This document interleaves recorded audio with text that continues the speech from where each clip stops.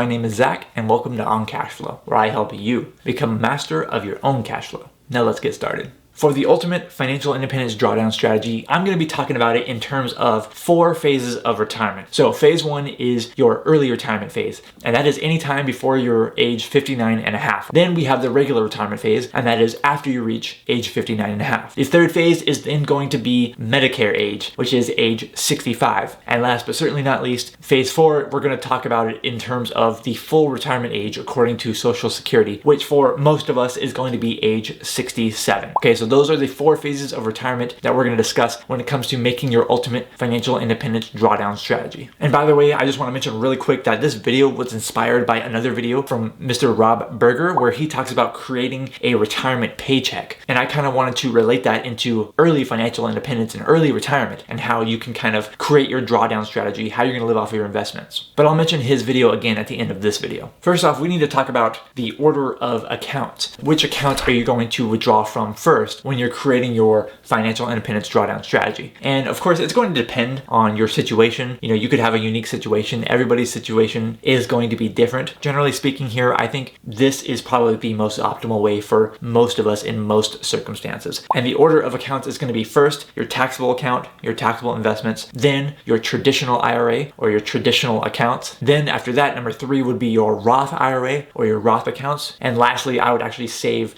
the HSA or health savings account for last because it has that triple tax advantage. And I'll dive more into why this order of accounts applies when I go through each of the phases. But first, I also need to mention the order of assets. Within those accounts, you're going to have investments. Those are what the actual assets are. So within those accounts, of course, it's just going to depend highly on what your asset allocation is and all that kind of stuff. But generally speaking, I think this is what's going to be optimal when it comes to your order of assets. When you do make your withdrawals from your investments, first off, you should be doing kind of like a mini rebalance every time you make a withdrawal. And basically what that means is that you're selling off assets from an asset that is over allocated according to your target asset allocation. In order to help make that make sense, I'll give you an example here. If we have a target asset allocation, like this is what I want my asset allocation to be, of 80% stocks and 20% bonds, but my current allocation, like right now as it is, I'm looking at my accounts, and currently my stocks are 78% of my portfolio and my bonds are 22% of my portfolio, that would mean that my bonds are over allocated by 2% and my stocks are under allocated by 2% according to my target asset allocation. So if that were the case, then I would want to sell off bonds in order to,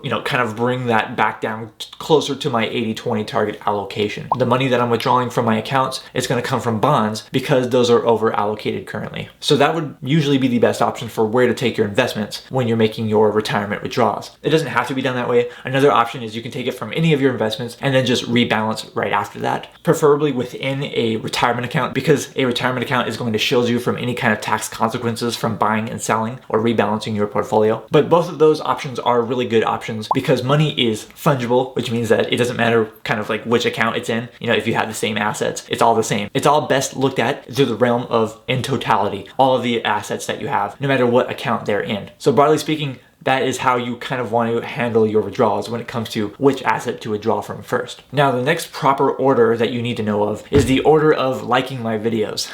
Step 1, click on the video. Step 2, like the video immediately. And step 3, watch the video until the end, okay? You should do that with all of my videos.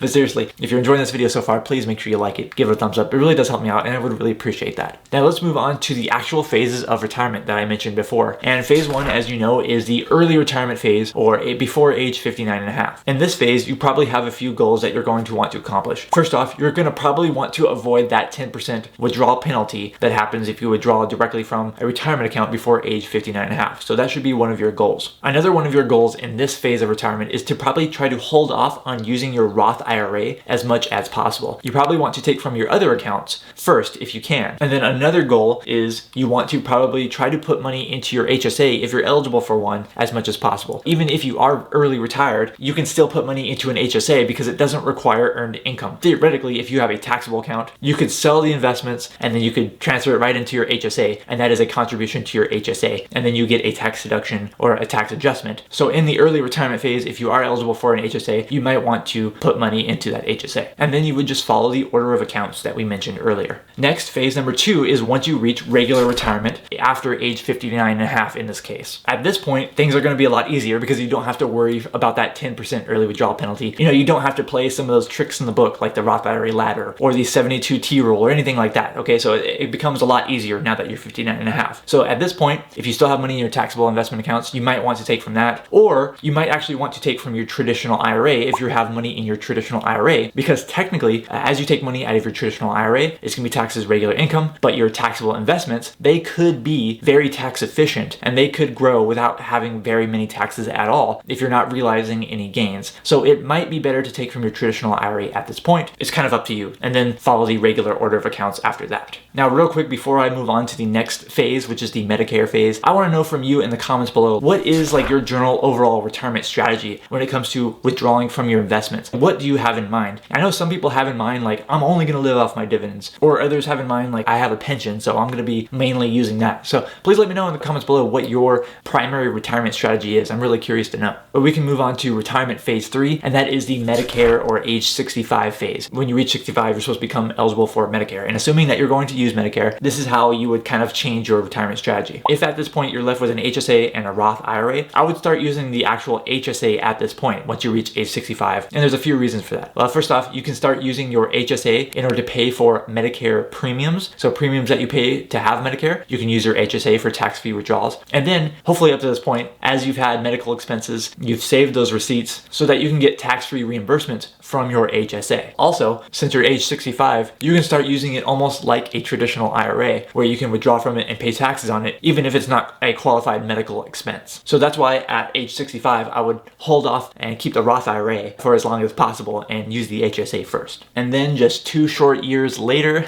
you become phase 4 of this drawdown strategy, and that is the full retirement age, at least according to the Social Security Administration. Once you reach 67, for most of us, you're considered to be full retirement age, and that would theoretically make you eligible for your regular Social Security benefit. Now, if you have that Social Security income coming in, at this point, if you're spending the same amount, then it might be pretty obvious, but you might want to spend your Social Security first and keep your assets and not withdraw from them. Alternatively, a lot of us think at this point, we can use that Social Security as an extra added benefit and just start spending more money if we want to, and take the same amount of money from withdrawals. Otherwise, when it comes to withdrawing from your investments, I would just follow the same thing that you were following at age 65. Hold the Roth until the very end. That's kind of the main idea here. I know I highly recommend that you watch Mr. Rob Berger's video on creating a retirement paycheck. He specifies actually withdrawing money from your accounts and how much to withdraw from your accounts and which accounts to withdraw from when you're creating your own paycheck. This video was inspired by Rob's video, and I'm going to put it in a link in the description below, and it's also going to pop up on this screen right after I get off the screen. Thank you so much for watching my video. I'm Zach from OnCashflow.com, and I hope to see you next time.